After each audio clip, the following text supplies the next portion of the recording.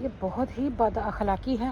Paper हैं बहुत ही personal हैं और उनको जला के आधे जला के और आधे इस तरह फेंके गए हैं।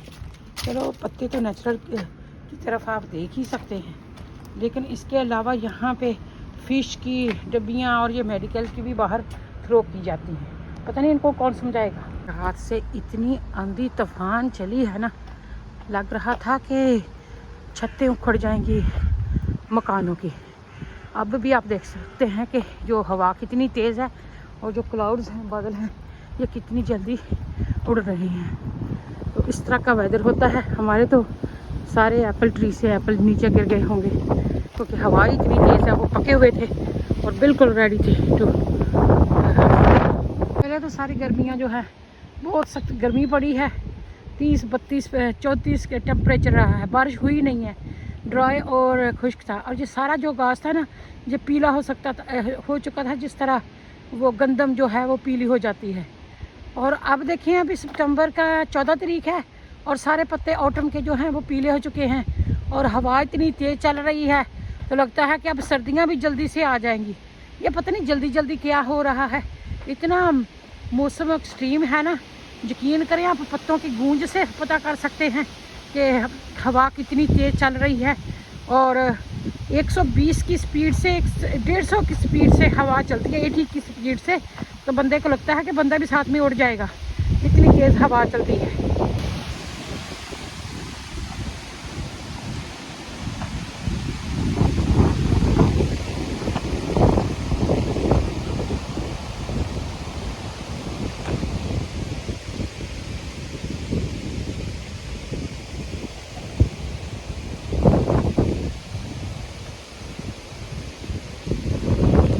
अब जो हवा है ना वो पीछे से मुझे उस तरफ को पुश कर रही है, चलने में थोड़ी सी आसानी हो रही है।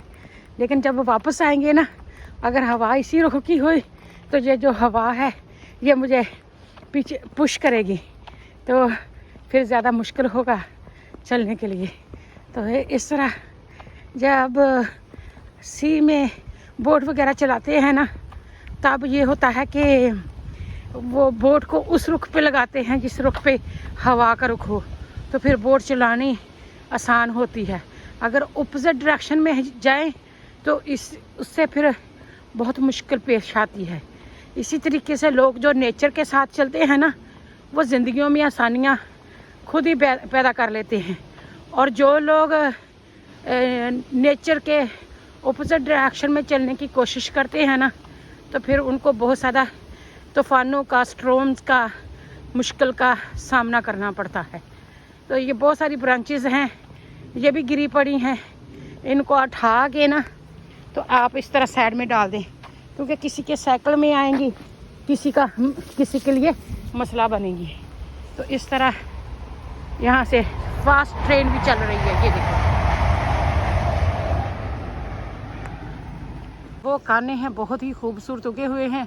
जो पुराने ज़माने में लोग इनसे मकान बनाया करते थे, छतें बनाया करते थे, कलम बनाया करते थे और इनको बहुत ही यूज़फुल इस्तेमाल होता था।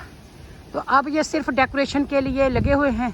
यहाँ पे ज़्यादा पानी होता है, वहाँ पे गन्ना उगता है, ये काने उगते हैं, वो चावल उगते हैं। तो इस तरह ये बस खूबसूरती के लिए जंगल नमा छोड़ दिए हैं और पुराने ज़माने में इनका बहुत अच्छा इस्तेमाल होता था। यहाँ पर भी देखें बहुत सारे चीटे मीटे से मारे गए हैं। और ख़ासकर यहाँ पर आप देखें, तो अगर आपको किसी को समझ आ रही है कि ये क्या लिखा हुआ है, मुझे भी बता दें। मुझे बहुत तजस्सुस होता है और मुझे एक आदत है, जब तक किसी चीज़ की समझ ना आए मैं जान नहीं छोड़ती। वो बच्चों की तरह आदतें हैं ना, बच्चे ही हैं अभी भी हम। तो यहाँ पे मैं ब्रिज के नीचे खड़ी हूँ और यहाँ पे पानी भी टपक रहा है। Side Bedford England.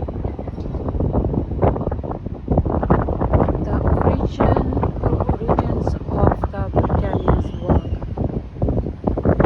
John Howard 1791 to 1878.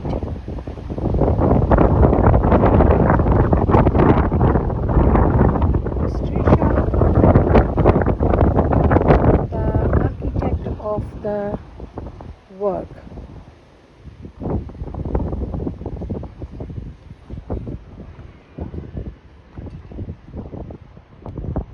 The General Kaisuipi Garibaldi 1807 1882.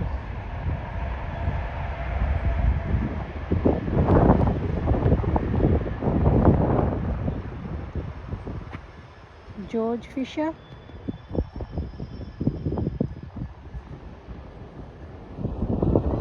train engines, train carrier tracker,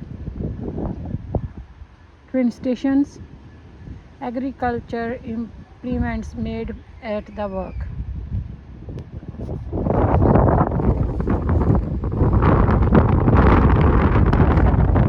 If you see this bridge being built, and you could see single two poles in triangle size holding all the bridge, and this is a technique or technology, and I'm going to show you around.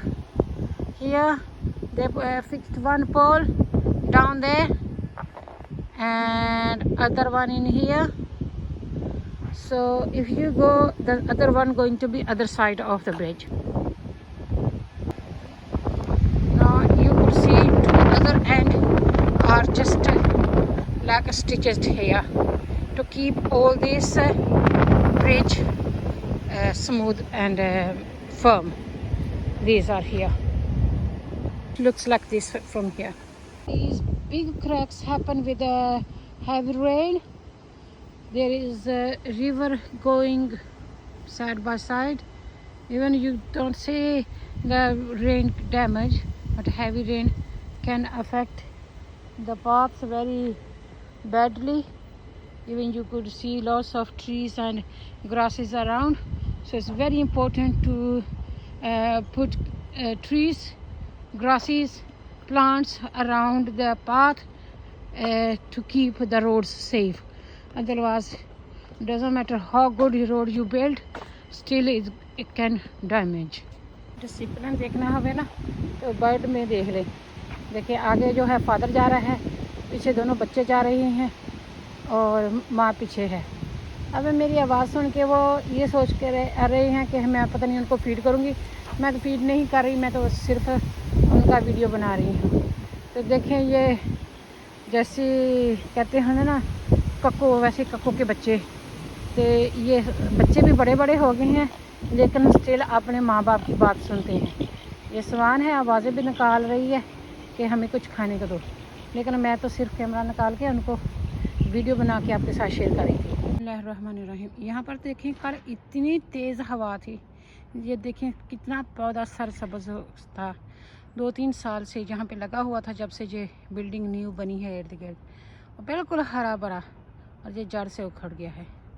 यहाँ पर देखिए, ये देखिए यहाँ से टूट गया है. अगर तो जड़ से थोड़ा सा और स्प्रोट हो गया तो ठीक है, वरना देखिए आपने कितना बड़ा पौधा है हवा ने निकाल दिया है. इसलिए जब वो इतनी ज़्यादा तेज़ आंधी हो तो अपनी ड्राइविंग में भी केयरफुल हुआ करें. बाहर अंदर जाने से भी ग्रेज करें अगर बहुत ज़्यादा ज़रूरी नहीं है, क्योंकि दरख्त भी आपके ऊपर गिर सकते हैं और कोई एक्सीडेंट वगैरह भी हो सकता है. Keep your self safe. Fish catcher is sitting there. No sitting work, is standing. There's lots of things going on. Somebody bringing food for them, and they're just flying and snatching food from pigeons. White seagulls and grey pigeons.